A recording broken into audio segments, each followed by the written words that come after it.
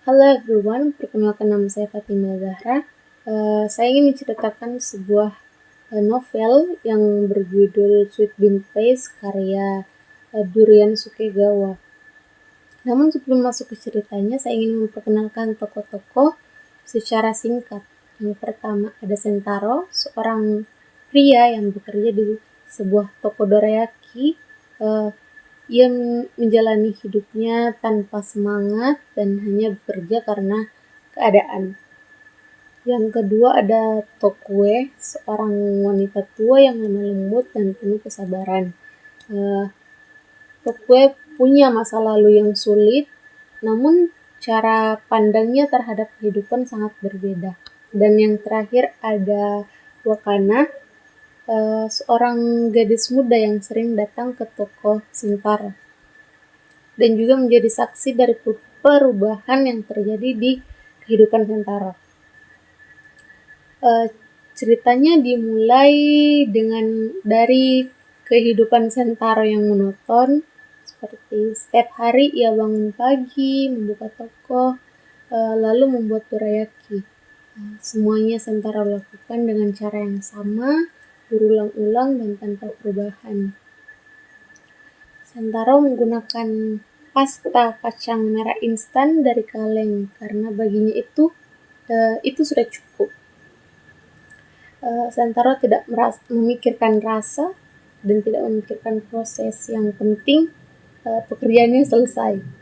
Dan tanpa Sentaro sadari, kegiatan yang dilakukannya itu membuat hidupnya menjadi hambar, kosong, dan monoton. Namun pada suatu hari seorang wanita tua bernama Tokue datang ke toko Sentaro. Tokue tidak datang untuk membeli, melainkan menawarkan bantuan untuk bekerja. Awalnya Sentaro merasa ragu karena memikirkan Tokue sudah berumur dan dia tidak sanggup untuk menggaji seorang karyawan.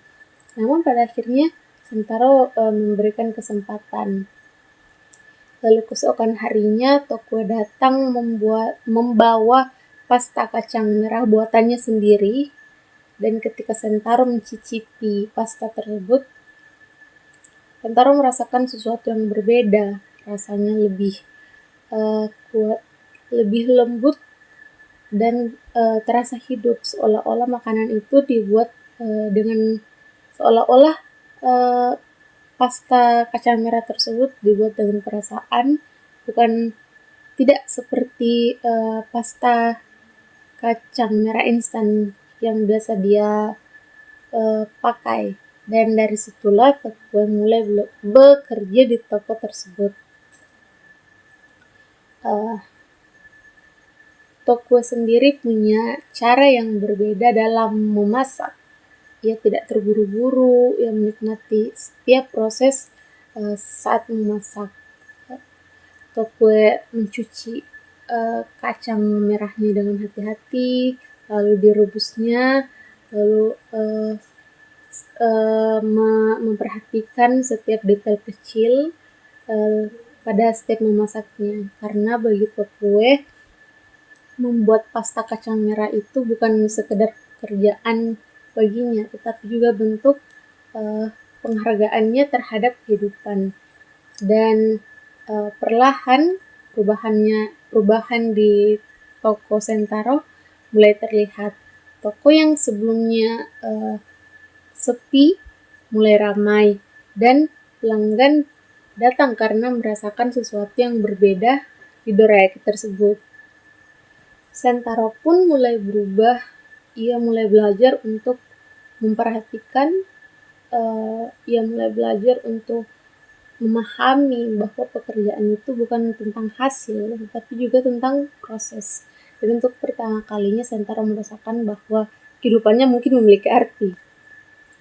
Namun kehidupan bahagia itu tidak berlangsung lama karena suatu hari masa lalu Tokue terungkap.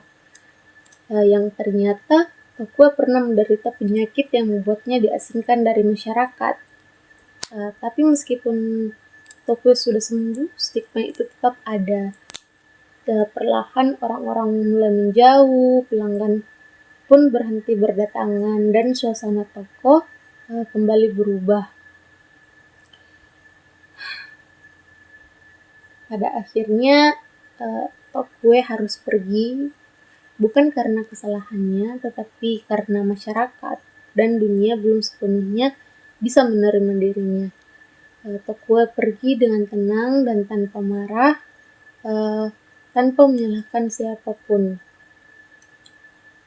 Dan setelah kepergian Tokue, Sentaro mencoba kembali ke caranya yang lama. Namun semuanya terasa berbeda. Sentaro menyadari bahwa selama ini dia tidak benar-benar memahami apa pekerjaannya. Dia baru sadar bahwa rasa dalam makanan datang dari perhatian dan ketulusan. Dan beberapa waktu kemudian Sentaro mendapatkan kabar bahwa Tokue telah meninggal dunia. Dan dari Tokue, Sentaro belajar bahwa setiap orang memiliki arti hidup, arti dalam hidup. Tidak peduli seberapa kecil peran kita, tidak peduli seberapa sulit masa lalu kita, hidup bukan hanya tetap bertahan, tapi juga tentang merasakan, tentang menghargai setiap proses sekecil apapun itu. Sejak saat itu, Sentaro kembali membuat dorayaki, tapi kali ini dengan hati. Ia juga belajar untuk mendengarkan, untuk memperhatikan sekitar, dan untuk menghargai setiap kecil dalam hidupnya.